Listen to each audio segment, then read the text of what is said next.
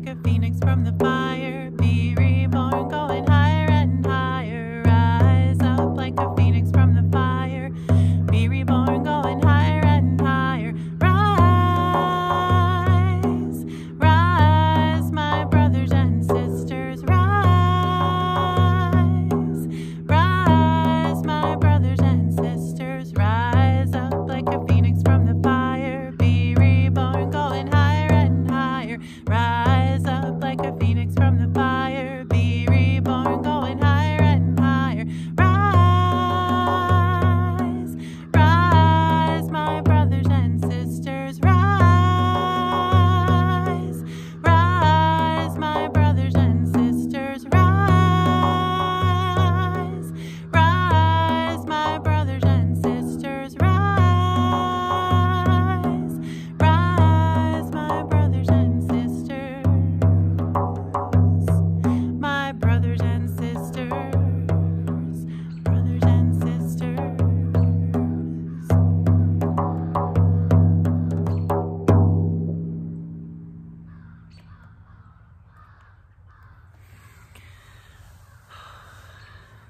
Hi, my name is Jennifer Hudson, sometimes known as Singing Bear, and I'm coming to you from Winchester, Virginia, at the home of Love Notes and Growing Wild. And I have had some really, what I think are important messages moving through me this Easter Day 2020. So I got these inspirations and downloads, I call them, in the shower this morning. That's my most typical place to get these kinds of things coming in. So I got some things I want to share with you, and also the song I just sang came to me this morning. So I had so much coming in that I wanted to share. I actually had to write it down so that I wouldn't forget some of the important pieces that were coming up. And so if you see me looking down, that's what I'm doing, just looking at my notes to make sure I include everything I want to share. So this concept that was really striking me this morning is the concept of rebirth, which makes sense on Easter, right? No surprise there. But what was really striking me was how that concept and that story shows up in so many places. So of course, on Easter, we're contemplating and remembering the story of Jesus rising from the dead. And that story of rising out of darkness or rising from death shows up in so many places. In cultures the world over, in shamanic practices, there is a concept called the shamanic death, where everything that we know of ourselves dies. We have to die to our old self in order to be reborn and transformed out of that darkness. And also in the Phoenix Rising, the story, and that's what came through the song, right? The Phoenix rising out of the ashes or the fire. The sun itself rises every day out of the darkness. Springtime, which is what we're experiencing here in Virginia, full on right now, emerges from the darkness of the winter, the dark half of the year. So all of these things telling us over and over again that we will be reborn out of darkness, out of the darkness. So I felt like that was important to share and remind us of today. And along with that, I was remembering a Bible verse, and it came up for me, and I looked it up so I could remember all of it.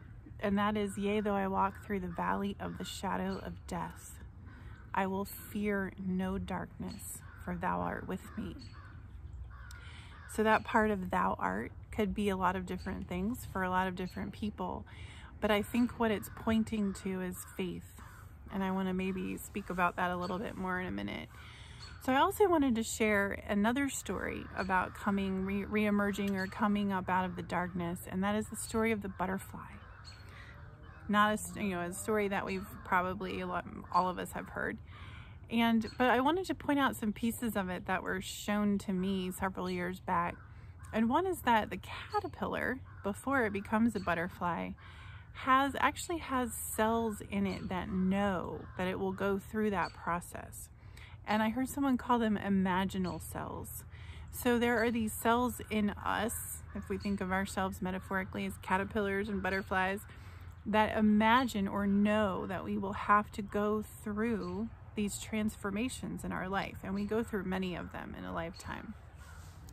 And so these cells at the right time trigger this process of the caterpillar going into cocoon and literally becoming liquid.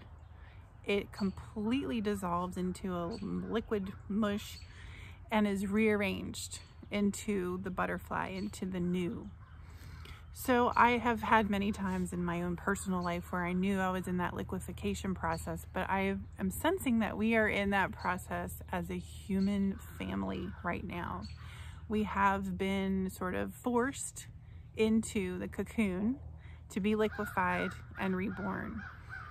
So what stands out to me is that we were made for this. We're built for this. We know how to handle this.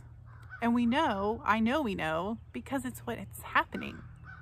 And I believe, this is where trust and faith comes in again, that we're not given things we can't handle, that we don't have the inner resources to handle. So as a human family and as individuals, we know how to do this. We got this.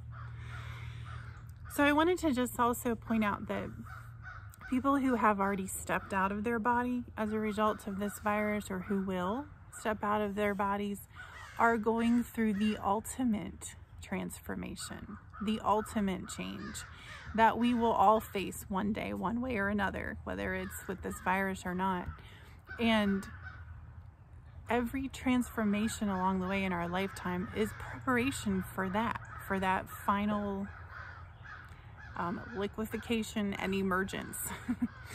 So I think that when we find these times in our life, and you might hear the crows cawing in the background, and instead of moving indoors, I thought I wanted to be out here. They've been doing this since I stepped out the door, and let you just hear them, because I think that their song is actually, their cawing and their crowing is actually an affirmation of what I'm saying. So anyway, I wanted to just point out that this is a time we can practice the things that are called for when we are in transformation, or when we're being burned in the fire. So some of the things I've learned are called for during those times are surrender, letting go, opening, compassion, self-love, gentleness, and trust and faith. So these are the things that we're called to find within ourselves when we are in a process of being in the darkness, or in what the shamans would call a death, a metaphorical shamanic death rite. So this is your chance to practice for the ultimate transformation. And then there's another piece to all of this. I'm almost finished with everything I think that I needed to say, that I feel is important to point out, and that's timing. Timing is everything, and we do not control the timing. And this is where the surrender part can come in, because we often, especially when we're in a period that's difficult, want it to be over, right? We just want to be done with this. But there's a timing for all of it, and we have to be patient and have faith that the timing, when the time is right, we will emerge and spread our wings and fly. But we have to wait for that time to be right. You know, if the caterpillar bursts out of the cocoon before the time was right, it wouldn't be a butterfly. It would be a pile of liquid. So we have to trust that part too. So I am not here to suggest that we need to rise up now, that we need to be, with that idea of timing, that we need to emerge transformed right now. I think that it's important that we remember to trust that timing.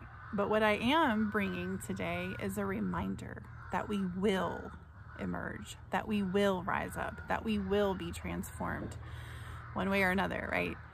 And to remember that a dark cloud does not put out the sun, that the sun is still there, that the rebirth is coming, and for some people may have already occurred. We'll experience it on different levels in different ways at different timing, right? But as a whole family, a rebirth and a rising will occur. So I want to sing the song one more time. I chose the rhythm Baladi, which is a Middle Eastern rhythm, dance rhythm, that means basically from the country or from the people. And I chose it because I just learned it, for one thing, relearned it. And also because I liked the idea that, you know, it's from the people. This rising, this emerging is going to come from us, from each of us, from the people. So while I sing the song, I want to invite you to let the fire of the life force energy that is surging up from the earth right now fuel your vision of yourself, fuel your vision of your loved ones, and all of the human family rising up from this, transformed, made anew, rising up in the wholeness of the love that we are, shining our lights brightly. We choose how we will emerge from this. So if you want to play along, you can grab a drum, you could sing. It may not come out perfectly. I'm not going to re-record this because I find that doesn't work well. So if the song's not perfect, it's okay. Nothing in life is perfect, right? And if you don't have a drum, but you want to do something to participate in the music, you'll find in the beat, there in the rhythm, there's a heartbeat sound. So you can just tap that on your chest. That part.